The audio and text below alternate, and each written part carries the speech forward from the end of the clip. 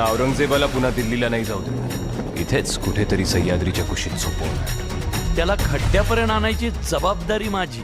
तुमच्यासारखा मामा प्रत्येकाला मिळो.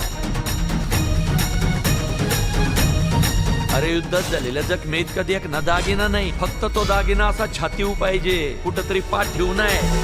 एक असलो तरी लाखाची ताकद ठेवतो. छातीची चाळण कर, पण पाठीची गाळण नाही उदाहणार. एवढी अवघड मोहीम आखलीत खरी, पण खाचखळग्यांची जाणीव असावी.